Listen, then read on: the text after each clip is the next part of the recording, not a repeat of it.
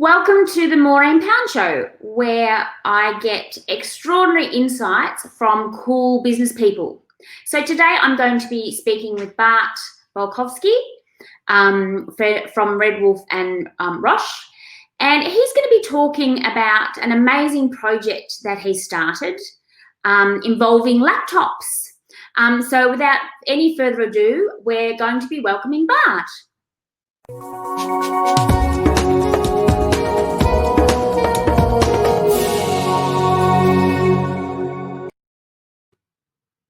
Hey, Bart. Hey, Maureen, how are you? Yeah, good.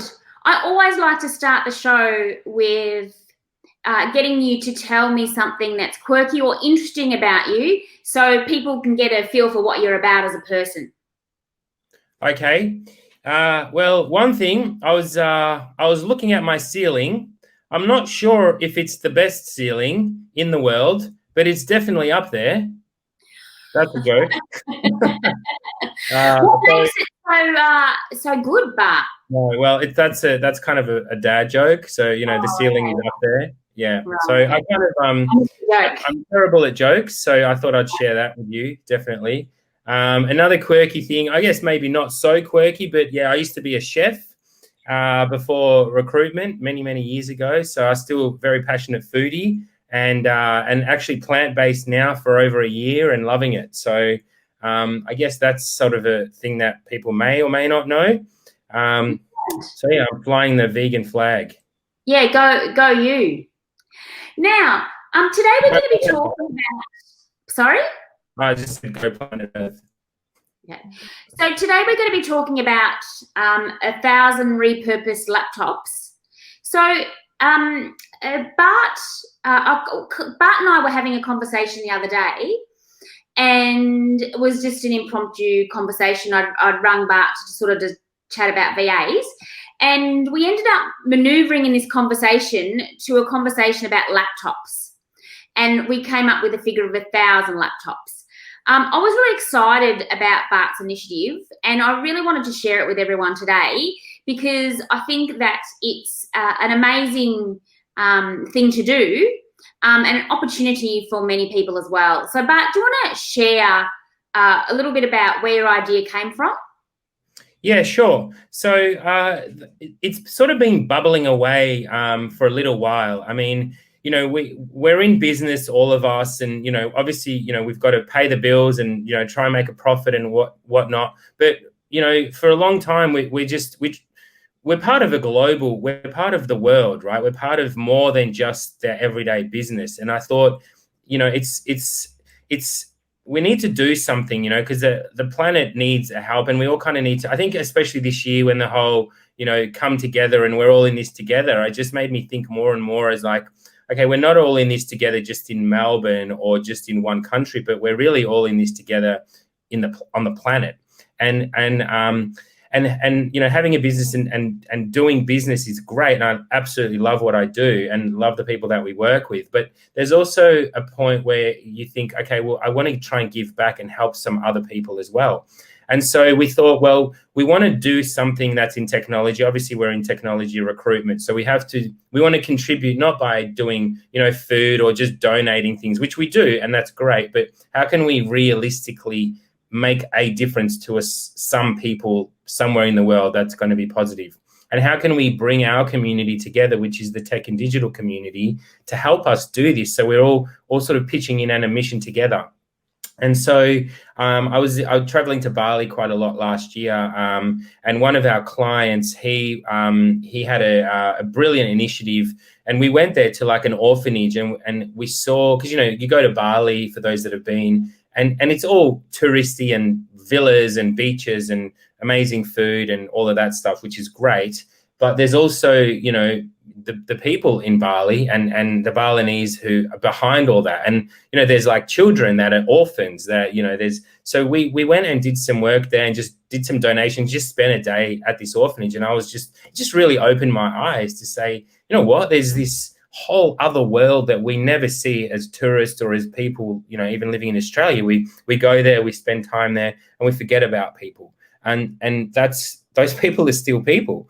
And so that opened my eyes. And then, I just thought, hey, this is probably something that we can do. And, I thought about what can we do for a while. And then we've got a couple of Filipinos working with us on the team in Melbourne. And, we love them. They're amazing. And, I've got Filipino friends and whatnot. And so we just thought, hey, and I think somehow it came into my awareness that, this whole, especially this year, that people were not able to actually learn remotely. So obviously there's some big lockdowns happening everywhere. And we were quite lucky in Australia, even though in Melbourne it was a bit onerous for a while and everyone was complaining, fair and cool. But that's nothing compared to what was going on in the Philippines, where not only did students not have laptops, I mean, I've got images that that you see like a student with a little mobile phone, if they're lucky, perched up, like tied to a stick, that they're just kind of trying to do online learning in on a stick on a mobile phone. Like that kind of thing is just not very, it's just so hard for them. And not only that, but the teachers actually didn't have laptops. So the teachers couldn't teach their students, let alone students learn. And so we thought, well, we need to help people in this way, because education is so important, and especially in technology and digital and the online things that we do. That's where the world is moving to more and more. And these kids are going to be left behind more, like further and further, which then has all these impacts of poverty, and potentially, abuse and all of these other things. So we're like, okay, well, how can we make a little bit of a difference in just a small way? Like, we're still quite a small business, but we've got a big community. And so we thought, well, let's have a goal. And thanks to you as well. Like, I thought, how many laptops? Like, what's a reasonable amount of laptops? And we chatted yesterday and we're like, well, let's see if we can do 1,000, 1,000. And the thing is, they're not new laptops. We don't want to give people new ones. We want to give people our refurbished ones. So our older laptops. So, there's people who want to upgrade, and businesses especially have these upgrade cycles every few years. What do they do with their old ones? Maybe they trash them, or maybe they give them away, or maybe they do something with them. So we're like, well, how about you guys donate some of them to this, to these places in the Philippines? And, thanks to yourself and, the other contacts, we know that they're actually going to go to the people that really need them. And it's not a huge thing, like, giving your old laptop. We've already given a couple to the Balinese kids, and we're like, you know what, this feels so good. Like, we can upgrade our laptops, but we know that that's making such a big difference to somebody that would never have that opportunity before. And it kind of feels good. It makes, I don't know, it's just, there's just this whole thing where you're not just doing business for you, or it stops being about you, it starts being about others. And that change in mindset, it just makes your work more rewarding somehow, or it makes conversations better, and it brings people together. So I think it's just a more rewarding way of working.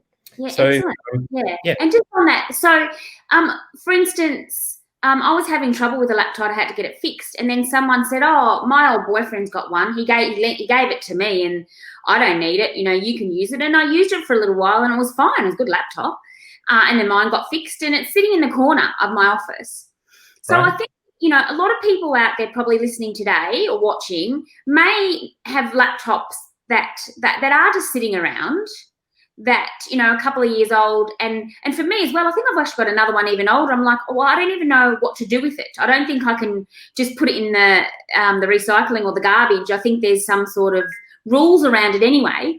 So what I love, obviously I love about it, that you're going to be sending them over to the Philippines to the schools to support them, but also you're helping business owners do some good.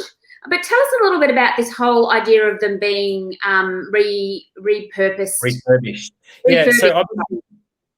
Yeah, that's right. So, I mean, obviously, we've got to make sure that there's the process that we follow. So people might have sensitive data on laptops, often they do, and they want to be secure in the knowledge that data is not going to get into the wrong hands. So we have the logistical issues that we're trying to solve are like, what operating system are we going to use? Because obviously over there they can't pay for licenses, but we want them to have a working, functioning laptop.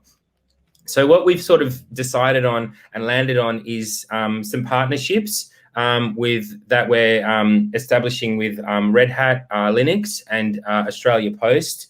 So and what that means is that when you send your laptop to us, we also sign a form, or we send you an agreement to say, look, we agree that we're not going to look at any of this data. We will just delete the whole laptop, and we're going to install Red Hat Linux, a completely new operating system. And Linux, Ubuntu, or there's a couple of other distributions there.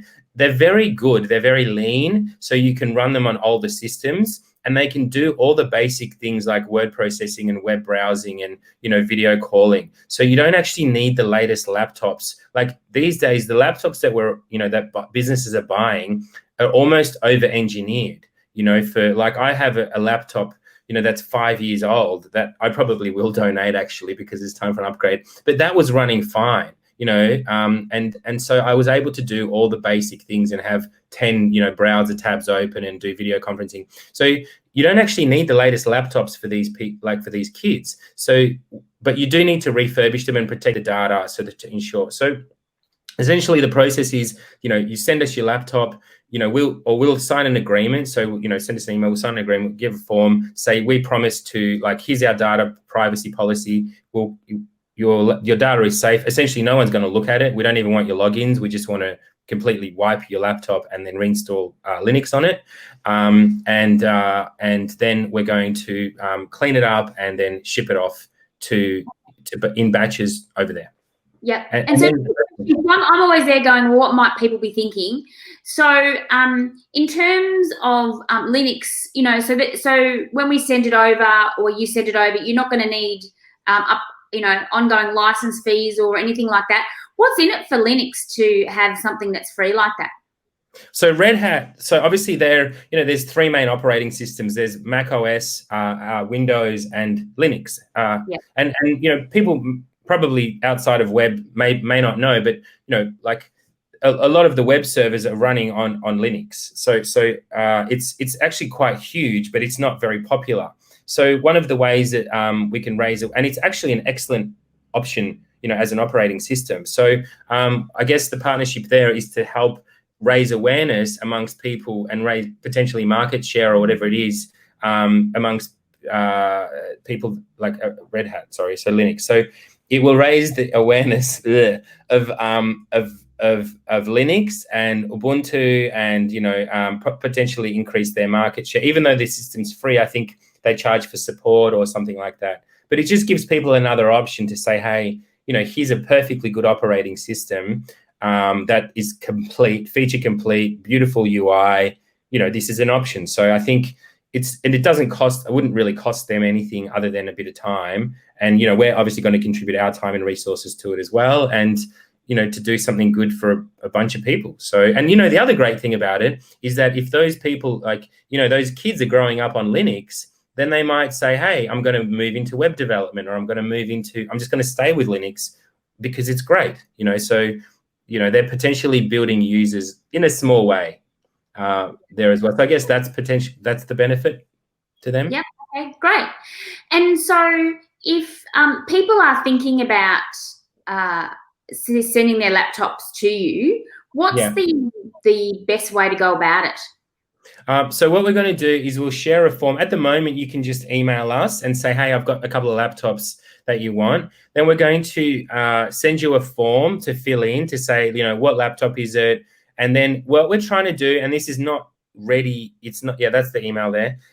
It's not sorted yet, but ideally what we want to do is have a reply paid with Australia Post to say, hey, look, Australia Post, if you want, hello, jump on board. And, you know, so people don't have to pay for the shipping, even though it only costs, I think, like $15 or $20, and I'm sure it's tax deductible and blah, blah, blah. But, you know, trying to reduce those costs at least. So then they ship it over, and then, you know, we go through the process of testing it, cleaning it, wiping it, preparing it to ship.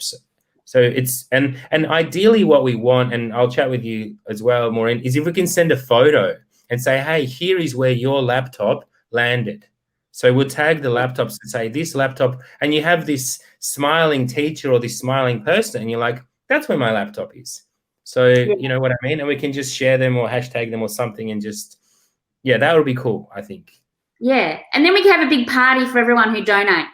Yes, so that's the other thing. So an outdoor party. So we're gonna, if you're in Melbourne, in Victoria, or you're allowed to come to Victoria, then we are gonna have a big.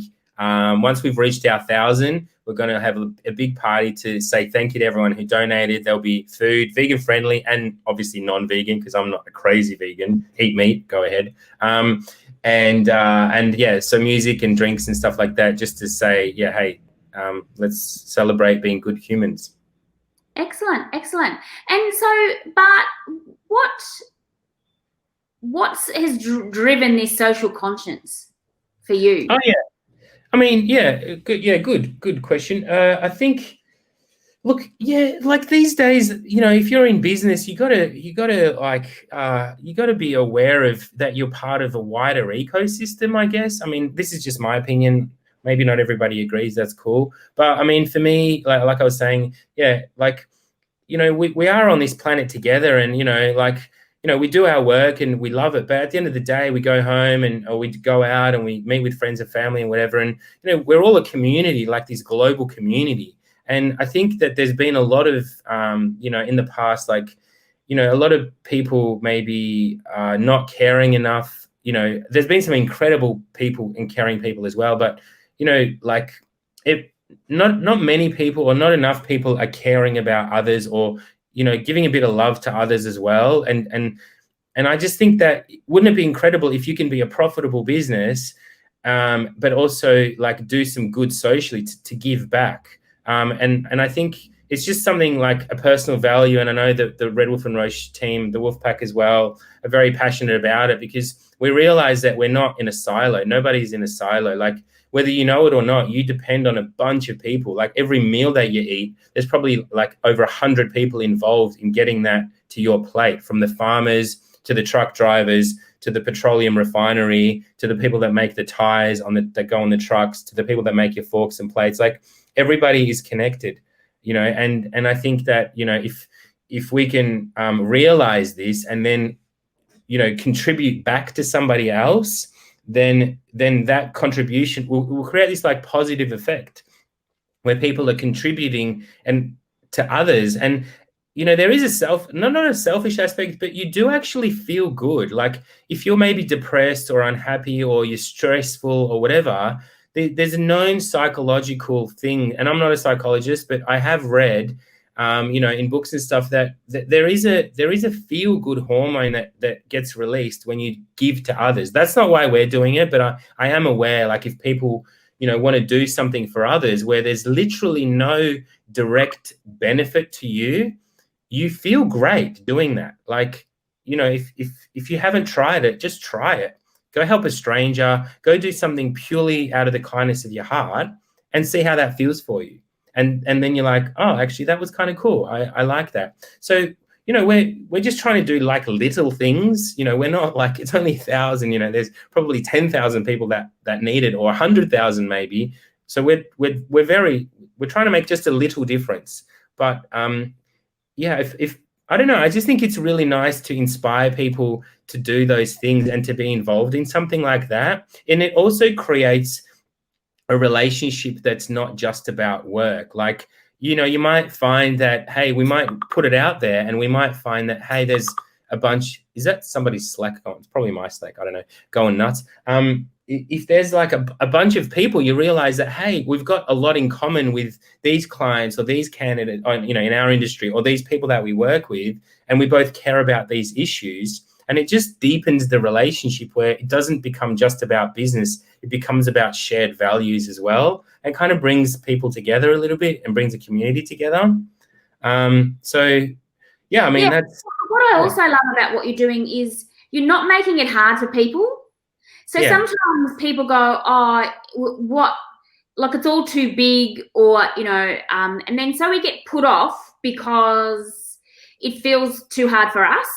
But what I like about what you're doing is, obviously you're coordinating it, and Red Wolf and Roche, doing a lot of work, because you made it sound simple. It's like, oh yeah, we just strip the laptop. I know that it's time consuming and it takes expertise, so I really want to acknowledge you for that. But you know, you're really making it easy for others to contribute. Yeah. I mean, and that's the key as well. I think that's the key to actually executing on this, because it's all really well and good to have an idea. But, you know, and that's great, but to execute on that idea is kind of the tricky part. So, and you have to work as well. Like we've all got jobs that we have to do. And in order to balance that, the thing that we want to do must be easy enough to actually do. So, you know, like everyone's busy. So everyone that's going to donate a laptop, we want them it to be an easy thing, so that, you know, and we're happy to contribute our time. I don't mind, you know, spending a few weekends, like, you know, like reprogramming a bunch of laptops or reinstalling a bunch of, you know, systems and whatever, and having a party, maybe like a little pizza party, doing it and listening to music, whatever.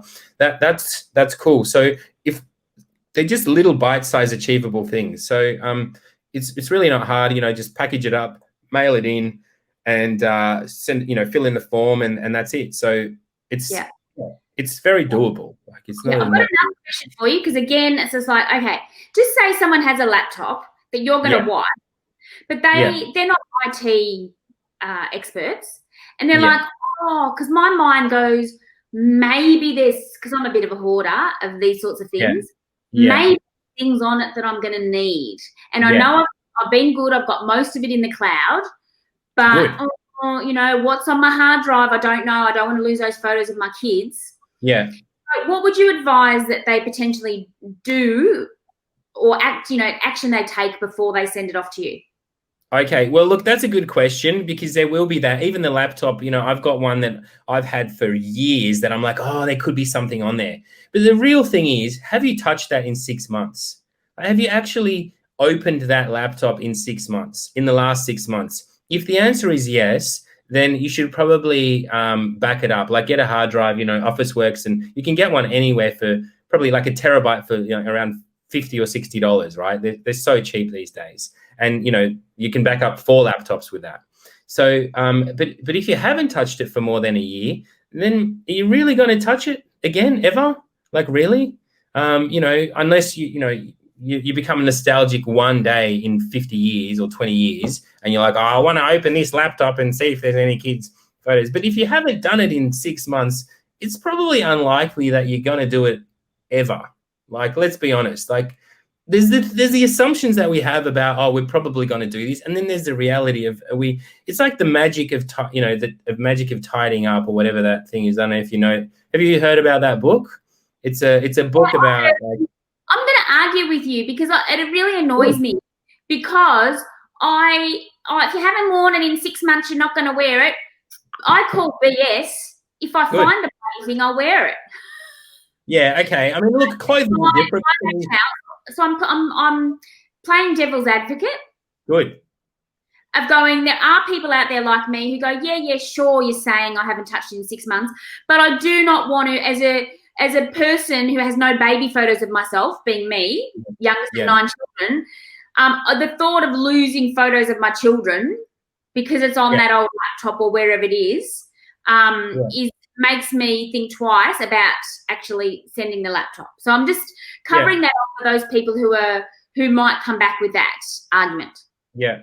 Well, I mean, that's a fair call. The thing is, if a laptop sits around for a long time and the battery is empty, that's degrading the battery. Batteries don't like to be very empty or very full. They kind of like to be somewhere in the middle. So if it's not regularly being charged and discharged, it's actually it's a chemical reaction that's happening, and the quality degrades. So if you don't open it for many years, you may find that it won't start up again ever. So I suggest that if you do have a laptop like that, you probably, and you think you might have some photos. I mean, it's so easy these days just to do a search, .jpeg or whatever photos formats you are, find all those files, drag and drop them literally onto a hard drive, and then forget about them. And then you know that photos, if they're the memories that you want, then of course memories are important. Or even better, drag and drop them into something like Google Photos, which gives you unlimited storage, right? So you know that, like, I've got thousands of photos in there. I don't even know what half of them are, but I don't care, because I know that if I ever want to feel nostalgic and go through them, that they're going to be there. So It could be actually a really great way, an opportunity to say, oh, I might have some photos there. Okay, great. Well, download Google Photos. And I don't, I'm not condoning one program of another, but that's just what I use. And then just drag it all into Google Photos, and then that you have all those images. So, and you can leave that running in the background. Like, even if you've got thousands of photos and a fairly slow internet connection, you could probably leave it running overnight and all of that will upload. And then you don't have to ever worry about it again because you can access them on your phone, on any other computer. And it's such a simple way of doing it. Yeah. Okay, great. And back to the point at hand, I'm over my little hissy fit about the... Yeah, cool. No, good that you did. I'm sure there's people thinking that as well. So years ago, but I taught in China, and I'd never forget. So it was part of my uni degree. I did a placement in China, and we had 55 kids in the class, and the whole back row were sharing glasses. So they'd pass their glasses. You mean like these glasses? Glasses. Wow. They're so far away, and and so it was just like, wow. Yeah. And so my point here is that some people have no idea how lucky we are through, for no reason, to have the opportunities that say the school system in Australia provides. And so this is about just providing opportunities to other people in schools around the world. Yeah, absolutely. Like we don't know, like everyone lives in a bubble. That's how humans are. It's only when you step outside your bubble that you become aware of other things. Like if you were to go, and I'm happy to share photos, but like I've got photos of like teachers crossing raging rivers with bits of like reams of paper held above their head because they're trying to get to a classroom or to a student. Like imagine doing that here, right? Or getting a stick from the ground and tying your crappy little tiny screened mobile phone there just so you can squint at a lesson and try and learn. And the thing is, these people want to learn. They have a deep hunger for learning. They just don't have the opportunity, and we're doing our fellow humans a bit of a disservice if we don't help them in some way, because that person could be the one that invents, I don't know, like fusion energy or a cure for, I don't know, something in 15 years,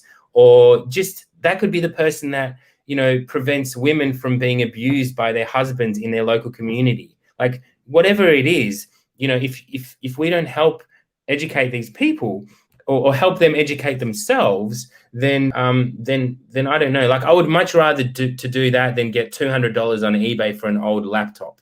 Like sure you could sell it, but you'd have to pay for shipping anyway. You get $200. You might feel good because you can buy yourself, I don't know, whatever $200 buys you, pair of shoes, and that's it. And then your joy goes down pretty quickly. But if you give something to others, not only do you have the initial joy, but you'll feel the journey along the way. So if you look at it purely as a sort of selfish thing, say, how much joy do I want from a certain activity? Selling a laptop will provide you a small amount of joy. Giving a laptop to a child or to somebody, a teacher in need, will provide you like small amounts of joy over a longer period of time. And the feelings that you'll have are satisfaction, contentment, like it's just a better thing to do. I mean, I would much rather do that, and obviously I'm a little bit biased because I want 1,000 laptops donated for these kids. But even if you just do it for yourself and you think, well, how much joy am I going to get? You'll have the journey. You'll see the journey of your laptop, and we're going to try and send photos of the kids, and you'll know that somewhere out there, somebody is learning something that they couldn't have learned if that wasn't for you. You've made a difference to somebody. Yeah, really cool. Excellent. So once again, I just think it's an amazing initiative. We're going to be part of it. I'm going to get the media involved. I'm going to contact my clients, my past clients, and see who's got some laptops sitting around. So any viewers today, you might have a laptop, but also prick your ears up to other people who are talking about maybe getting a new laptop at Christmas, or the tax breaks that we're getting at the moment to buy new hardware for your business. Oh, really? You have to did you tell not me know about that? that. No? Yeah. Okay. Anyway, I'll probably talk to you Yeah. about offline.